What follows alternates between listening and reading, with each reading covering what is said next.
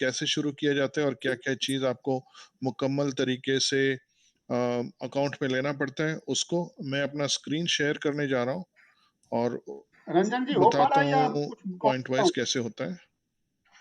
Meet Google search तो आ गया sir browser पे। हाँ, उसमें आप ये जब कौन से जाते क्लास हैं को पढ़ाया जाता है? कोड के लिए, ये जनरली इसका कोई क्लास नहीं है, लेकिन जी। आप हाँ, तो 12वीं कोड क्लास जो के है बाद कोड लिख इंटर ये कीजिए सारी आप, सब जानकारी ले छोटा सकते लेटर हैं क्यू और काफी 2 टी 4 5 यू कोर्सेज हैं, पर वो कॉलेज लेवल पर हैं। उसको आप लेकर फिर इसमें शागिर्दी हाँ, प्राप्त कर डैश सकते हैं। लेकिन जनरल आइडिया डैश है जो मैं छोटा आज वाला दे रहा हूँ डैश, आपको। उसके बाद क्यू ये 8 क्लास का नहीं है? 8 क्लास में बच्ची सब पढ़ती क्यू है। आई राजा जी डब्ल्यू एक मिनट में जरा सा मैं बता दूं। हाँ बिल्कुल। डैश एस ए हाँ, एफ। तो ऐसा है प्रवीण जी कि ये जो सेमिनार है ना, ये आज इस विषय पर है कि हिंदुस्तान में जो आप खेती आएंगे तो मैं होती आपको है, अंदर करूंगा, मेरे को खेती परमिशन देना पड़ेगा, मैं दे दूंगा। में मैं जो अन्न है उनको आइए। कैसे स्टोर किया जाए या वेयर हाउस किया जाए, कैसे उनको रखा जाए कुछ दिन तक अगर जरूरत हो तो, और बाद में उसको कैसे बेचा जाए, तो वो एक बहुत बड़ा प्रयत्न है। तो अभी ये 8वीं क्लास के बच्चों का क्लास नहीं है। 8वीं क्लास के बच्चों का क्लास कल मैं दूंगा 7 बजे शाम को। उसका लिंक मैं आपको भेज दूंगा। आप मुझे अपना ईमेल भेज दो, जहां से आपको ये क्या मिला है बोल ना रहा है अभी आपका? ये लिंक, उसी पर अपना ईमेल नहीं नंबर भेज दीजिए और हम आपको हाँ, तो भेज क्लिक देंगे कीजिए कल रेडी के टू ज्वाइन। क्लास का डिटेल। आज का जो क्लास है वो किसानों के लिए है और जो बच्चे बड़े हुए हैं उनके लिए है, ताकि वो जान सकें कि खेती में जो अन्न है उसको अगर आप हमको किसको देख रहे हैं? कहीं स्टोर करना हो थोड़े दिन के लिए, आलू है, गेहूं है, इस तरीके की चीजें, तो कैसे उसको तो फिर स्टेट आप करें, नहीं ज्वाइन उसमें हैं। आप सरकार यहाँ पे क्या कर रही है, कितना क्या 13 मदद लोग हैं। कर रही है, कैसे वो बनाया जाएगा। आप अभी जो कहिए Radha ask to Krishna join जी वाला बोलने क्लिक वाले कीजिए हैं तो। वो अमेरिका में हैं और अमेरिका में वो काम कैसे होता है वो बताने वाले हैं। तो ये इसका उद्देश्य ये है, ठीक है। तो आप मुझे अपना नंबर आस्क टू भेज ज्वाइन वाला दीजिएगा क्लिक उसी कीजिए, नंबर फिर पर यहाँ जिस पे पर आएगा, मेरे आपको को मिला है मैसेज आएगा, व्हाट्सएप। मैं आपको तो हम एक आपको भेजूंगा, तभी आप कल ज्वाइन के कर क्लास सकते में हैं। ज्वाइन कर लेंगे, ठीक है प्रवीण जी।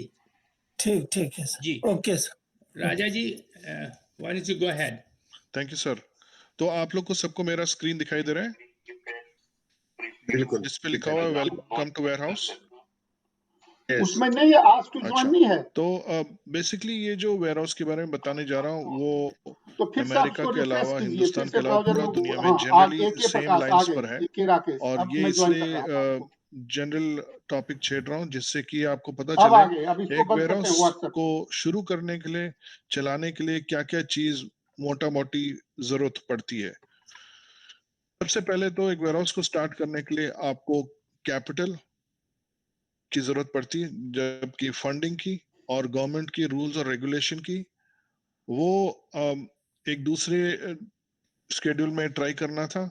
और मेरे जो प्रीवियस स्पीकर थे वो उसको टच करने वाले थे। और ये एक पूरा का पूरा सेपरेट टॉपिक है जिसको हम अभी फिलहाल टच नहीं करेंगे, और जैसी इंफॉर्मेशन आएगा उसके बारे में आपको बताएं। दूसरा, हमें चाहिए जो क्लाइंट और अकाउंट है, कौन सी चीज हम अपने वेयर हाउस में स्टोर करने वाले, रखने वाले। तीसरा, इस चीज के लिए हमें वेयर हाउस की जरूरत होगी। तो जैसे मैंने बताया, कैपिटल और फंडिंग राकेश जी बात करेंगे, और रेगुलेशन और परमिट्स जो भी है गवर्नमेंट का वो बात करेंगे। मैं वेयर हाउस पर से, मतलब वेयर हाउस के बारे में आपको बताने जा रहा हूँ। हमें सबसे पहले ये ध्यान में रखना है कि हम कौन से तरीके के पदार्थ, कौन से तरीके के प्रोडक्ट, कौन सी चीजें हम अपने वेयर हाउस में स्टोर करना चाहेंगे, या क्या जरूरत है उस एरिया की या उस प्रदेश की। जैसे ड्राई गुड्स हो सकते हैं, फूड प्रोडक्ट हो सकते हैं जो कि खेती बाड़ी के प्रोडक्ट हो सकते हैं, फार्मास्यूटिकल के प्रोडक्ट हो सकते हैं, हैजमैट के प्रोडक्ट हो सकते हैं, या फिर मशीनरी या इंडस्ट्रियल प्रोडक्ट भी हो सकते हैं। उसके अलावा बहुत सारी और चीजें हैं जिसको वेयरहाउसिंग की जरूरत पड़ती है। वो सब मद्देनजर रखते हुए आप अपना वेयरहाउस शुरू कर सकते हैं। इसको करने के अंदर, वेयरहाउस के अंदर 3-4 तरीके हैं। एक तो आपको देखना पड़ेगा कि आपका ऑपरेशन कैसा है। पैलेट इन और पैलेट आउट है, मतलब कि ट्रक के अंदर पैलेट अंदर आ रहा है या कंटेनर के अंदर पैलेट अंदर आ रहा है और उसको आप रख रहे हो और फिर पैलेट उसी तरीके से बाहर जा रहे हो, आप पैलेट को नहीं छेड़ रहे हो, तोड़ नहीं रहे हो उसको। दूसरा तरीका है ट्रांसलोड या क्रॉस डॉक। उसका मतलब ये है कि जब प्रोडक्ट आपके वेयरहाउस के अंदर आता है तब वो बक्सों में आता है, उसको आप अनलोड करना है और उसको फिर पैलेट में लगा के फिर उसको तुरंत बाहर करना है, या 1 या 2 हफ्ते रख के फिर उसको कंटेनर पे या ट्रक पे बाहर करना है। उसको बोलते हैं ट्रांसलोड या क्रॉस डॉक। तीसरा तरीका है बॉक्स ड्रिप फीड। ये नया शुरू किया है और ये इसलिए शुरू हुआ है जिससे कि अमेजोन का बिजनेस चलता है। अमेजोन बहुत बड़ा बिजनेस हिंदुस्तान में है, इंडिया में है, और वो बहुत सारा प्रोडक्ट नहीं रख पाते हैं अपने वेयरहाउस में। तो वो कहते हैं कि आप अपना वेयरहाउस शुरू करें और जैसे हम आपको परचेस ऑर्डर देंगे उसके 3 या 7 दिन के अंदर वो प्रोडक्ट आप मेरे वेयरहाउस में पहुंचा देना। तो उसको कहते हैं बॉक्स ड्रिप फीड। मतलब कि वो ऑर्डर देंगे और आप उसका पैलेट बना के अमेजोन के पास भेजेंगे। चौथा तरीका है ड्रॉप शिप। ड्रॉप शिप का मतलब है कि आप कंप्यूटर पे बैठे हो और आप अमेजोन को अपना ऑर्डर देते हो। जैसे आपने सेल फोन का कवर लेना है या कोई पेंसिल है, कोई लिपस्टिक है, वो ऑर्डर करना है, तो वो ऑर्डर आपके वेयरहाउस में आएगा। चाहे वो अमेजोन पे कर रहे हैं लेकिन वो ऑर्डर जो है वो परचेस ऑर्डर आपके वेयरहाउस पर आएगा और आप जो एंड क्लाइंट है, जो अंतिम क्लाइंट है जिसने ऑर्डर किया, उसके एड्रेस पर डायरेक्ट शिप कर देते हो। उसको कहते हैं ड्रॉप शिप। तो आपने ध्यान में रखना है कि आपकी ऑपरेशन किस तरीके का है और कौन सा प्रोडक्ट है, उसके मुताबिक आप वेयरहाउस का चयन कर सकते हो। अभी वेयरहाउस को चयन करने के क्या क्या चीजें आपको मद्देनजर दिमाग में रखना पड़ेगा। आपको कितना वेयरहाउस स्क्वायर फीट चाहिए, कितने में आपका बिजनेस चल पड़ेगा। बहुत बड़ा भी नहीं चाहिए अनलेस आपके पास बहुत बड़ा अकाउंट है, क्लाइंट है, और बहुत छोटा भी नहीं चलेगा। तो इसलिए 20 का होना चाहिए कम से कम, 15,000 से लेकर 35-40 हजार फीट तक, स्क्वायर फीट तक। उसमें फिर आपको ये भी देखना पड़ेगा कि आपके डॉक्स कितने हैं। अगर आपका ट्रांसलोड का बिजनेस है तो आपको कम से कम 4 डॉक की जरूरत पड़ेगी। अगर आपका सिर्फ स्टोरेज का बिजनेस है तो 2-3 डॉक से काम चल जाएगा। फिर आपको ये देखना पड़ेगा कि वेयरहाउस की हाइट की क्या रिक्वायरमेंट है। वो कनेक्टेड है कि आप एक पैलेट के ऊपर दूसरा पैलेट कितना रख सकते हो, कितने ऊपर तक जा सकते हो। उसी के साथ कनेक्टेड है कि वेयरहाउस की जगह किधर होनी चाहिए, वो आपके मेन हाईवे से कितना दूर है और उसके अंदर ट्रक्स आने में कोई असुविधा तो नहीं है। वेयरहाउस चलाने के लिए आप एक्सेल के ऊपर भी चला सकते हो, किताबों में भी चला सकते हो, नोटबुक में। लेकिन अगर बड़ा बिजनेस है, अगर आपको बहुत सारी चीजों को मद्देनजर रखना है तो उसके लिए सॉफ्टवेयर भी ले सकते हैं। और आजकल बहुत सारे सॉफ्टवेयर अवेलेबल है, सस्ते और महंगे, वो आपके रिक्वायरमेंट पर है। और उसके बारे में आप अगर गूगल में डालोगे तो एक पूरी लिस्ट आ जाती है और देख सकते हो कितने का। और इंडिया के अंदर बहुत बहुत अच्छे अच्छे सॉफ्टवेयर है। सारे दुनिया में जो भी सॉफ्टवेयर है उसके अंदर इंडिया का कोई ना कोई हाथ है बनाने का। फिर आपने ये देखना है कि लेबर और मैन पावर कितनी चाहिए वेयरहाउस के अंदर। वेयरहाउस और मैन पावर जितना कम रखें उतनी कम कंफ्यूजन, उतनी कम उसकी लागत पड़ती है। पर मिनिमम जो भी आपकी रिक्वायरमेंट है वो मद्देनजर रखते हुए आपको हायर करना पड़ेगा। और पॉइंट नंबर 3 के साथ कनेक्टेड है रैकिंग। अगर आपकी वेयरहाउस की हाइट काफी ऊपर है, जैसे 40 फीट या 30 या 36 फीट तक, तब उसके अंदर रैकिंग करना बहुत अच्छी बात होगी। उससे आप बहुत सारे पैलेट और सामान रख सकते हो ताकि जमीन पे ज्यादा ना रखना पड़े। तो वो देखना पड़ेगा अगर रैकिंग की लागत आपके बजट में पड़ता है या रिक्वायरमेंट है और उसको लगाने के लिए। फिर बाकी छोटे मोटे चीजें जैसे इक्विपमेंट, आपको फोकलिफ्ट लेना है या पावर फोकलिफ्ट लेना है, वो 2 या 3 कम से कम चाहिए। उसको भी देखना पड़ेगा नया खरीदना है या सेकेंड हैंड खरीदना है, वो दोनों ऑप्शंस अवेलेबल है।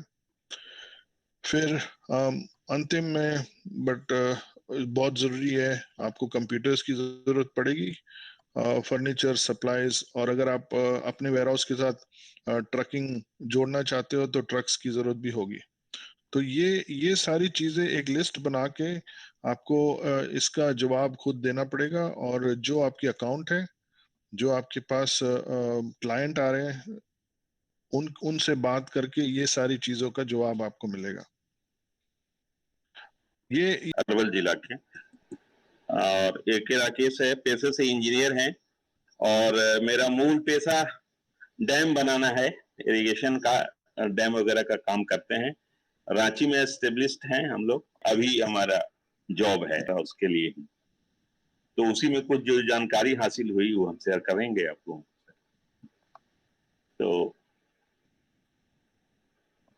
इसमें हम लोगों का ये है आपका सर, ग्रामीण भंडारण योजना के तहत में नबार्ड के जरिए बिहार में इसकी व्यवस्था की गई थी। फिलहाल अभी बंद है, समय समय पर खुलता है ये। वो आया तो है नहीं, वो आ जाएगा। मैंने उसी के लिए हमने प्रयास किया था, तो उसमें हमको जो जानकारी हासिल हुई उसको हम शेयर करते हैं। वहा लो, फिर मैं उसको करूंगा शेड्यूल, कोई दिक्कत नहीं। तो इसमें हमको क्रॉस जो मालूम हुआ कि इसमें ये इतना पॉजिटिव्स है कि आप अपना बाहर निकल के जो भी कहाँ है, फिर आपका हो जाएगा आज, उसमें स्टोर करेंगे, उसके अगेंस्ट में आपको रेंट मिलेगा। ठीक है। लेकिन इसकी जो कॉस्टिंग थी और इसका जो बायलॉज था वो थोड़ा हमको टफ लगा। हमारे पास 20,000 स्क्वायर फीट जमीन था, उसमें 30% इनको जमीन छोड़ना था ताकि आप पार्किंग कर सकें, गाड़ियां लगा सकें, ऐसे वैसे कुछ था। और कॉस्टिंग इसकी पड़ रही थी 1,500 रुपए पर टन। सपोज कीजिए कि कोई गोडाउन अगर आप बनाते हैं 1,000 टन का या 2,000 टन का या 10,000 टन का, तो 1,500 रुपए पर टन की कॉस्टिंग उस वक्त आ रही थी, जिसको सरकार ने अप्रूव किया था। यही सब जानकारी हमको हासिल हुई थी सर। और साइज कैसे निर्धारित करते हैं, साइज के लिए यही बताया सर, आपकी कैपेसिटी पर डिपेंड करता है कि आप इसमें कैपिटल का इन्वॉल्वमेंट कितना करना चाहते हैं, उस पर डिपेंड करता है। जमीन की, अपना जमीन होना चाहिए, जमीन की उपलब्धता क्या है आपके पास और किस हिसाब का आप बनाना चाहते हैं। 1,000 टन से लेकर के आप इसको जो है 10,000 टन तक का बना सकते हैं। 33% की सब्सिडी भी सरकार देती है, लेकिन वो देती है जो रिजर्व में हैं, जैसे सहयोग समिति वगैरह वगैरह जो होता है, या अनुसूचित जाति जनजाति हैं, तो उनको 33% की सब्सिडी है लागत पर, और जनरल को 25% की सब्सिडी है। और इसका कॉस्टिंग 1,500 रुपया माने 1,500 पर टन के हिसाब से पड़ता है। और जो डिस्ट्रिक्ट में या गवर्नमेंट लेवल पर जो लेते हैं ये लोग रेंट पर, तो या किसान जो लोग रखते हैं, वो 6 रुपए पर टन के हिसाब से रखते हैं ये लोग पर ईयर, पर सीजन के लिए कोई मटेरियल को। यही हमको जानकारी यहाँ से प्राप्त हुई थी सर। और था कहाँ खोलें, साइट लोकेशन के लिए जो था सर, तो साइट लोकेशन तो आप ग्रामीण क्षेत्र में एक्चुअली वो प्रीफर करता है, वो इसलिए कि वैज्ञानिक ढंग से भंडारण किया जा सके, और जो किसान है उनको मजबूती मिले इससे, ताकि वो अपने एक अच्छे भाव में अपने मटेरियल को बेच सकें, और ऋण प्रदान करना, सब्सिडी देना और उनको रोजगार देना, ये व्यवस्था के तहत ये काम आता है ग्रामीण क्षेत्र में। बाकी शहरी क्षेत्र में जो अर्बन है उसमें तो आपको सर बाकी जैसे अमेज़न वगैरह के लिए जो बात बताए, ऐसे अभी पटना के आसपास तो काफी है, और रेंट भी उसका 14 से 18 रुपए पर स्क्वायर फीट के हिसाब से लगता है। वहां टनेज, विलेज वगैरह, गांव वगैरह में टन के हिसाब से मिलता है, यहाँ पर स्क्वायर फीट के हिसाब से मिलता है। और इसका एक्चुअली जो सब्सिडी मिलने का जो तरीका है, उसका वो नबार्ड का जो है सिस्टम है, उसके क्राइटेरिया को फुलफिल करेंगे, उसके अनुसार से जब बनाएंगे तब आपको सब्सिडी मिलेगा वहां से। ये खर्च और सरकारी अनुदान सर, आप जब नबार्ड का जो बायलॉज है अगर उसको फुलफिल करेंगे, उस बायलॉज में सबसे बड़ा निगेटिव क्या था सर कि 30% जमीन आपको फ्री छोड़ना पड़ेगा। ये सबसे बड़ा उसमें हमको लगा, तो है वो और जरूरी भी है, वो हम देखे भी हैं, हम गोडाउन एक आध दो बनाए हैं लोग, तो उस हिसाब से है सर। कहाँ खोले तो साइट तो बताइए सर, जहां अवेलेबल है आपको अच्छा लगे, लेकिन अर्बन में इसका रिटर्न बढ़िया है। गांव में तो बहुत कम है, गांव में तो हम नहीं देखे हैं, मतलब विलेज वगैरह में, लेकिन यहाँ अर्बन में इसका रिटर्न बढ़िया है। कोई ना कोई कंपनी ले लेती है, बहुत है, फ्लिपकार्ट, अमेजोन वगैरह वगैरह ये लोग लेते हैं इसको। और प्लस और मटेरियल्स जैसे हेवी इक्विपमेंट्स वगैरह का जो स्टोरेज करने के लिए क्षेत्रफल तो आपके कैपेसिटी से है, यही है सर। वेयर हाउस के बारे में जितनी जानकारी थी हम बताए आपको सर।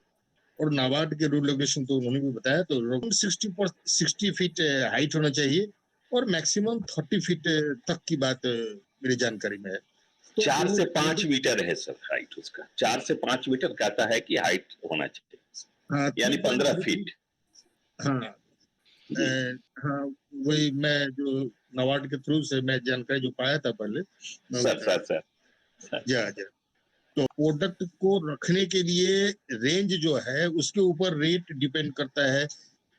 इन एवरेज रूरल एरिया में पहली बात तो 5 साल तक अनाज को ही रखना होगा, और ये कोई गलत बात नहीं है, और उसमें किसान के समस्या भी है। और जब से ये मोदी जी ने ये फिक्स प्राइस पे जो अनाजों को खरीदने का जो ये किया है, जो रेट दिया है, न्यूनतम मूल्य, मिनिमम सपोर्ट प्राइस जो दिया है, तो उस समय से वेयर हाउस का डिमांड और भी अधिक बढ़ गया है। और ये बहुत ही अच्छी स्कीम है रूरल एरिया के लिए, मेरी समझ से, और ये फैक्ट लगता है मुझे। तो 6 रुपीज मिनिमम 5.5 रुपए और से 6.5 रुपए, ये डिपेंड करता है कि आपका डिमांड कितना है, सप्लाई कितना है और डिमांड कितना है, उसके ऊपर रेट पे करता है। और जहां तक दिल्ली या बड़े सिटीज के नजदीक की बात है, तो वहां पे तो 25-25, 30-30 रुपए, 35-35 रुपए भी पड़ते हैं। और कैपेसिटी जो नाबार्ड देती है ये सब्सिडी, उसमें आपको 1 टन के लिए 6 स्क्वायर फीट जमीन, उनका सिस्टम है 6 स्क्वायर फीट में 1 टन, तो उसी हिसाब से वो सारा कुछ करती है। इसकी तैयारी में क्या तैयारी करनी चाहिए आईएएस में जाने के लिए?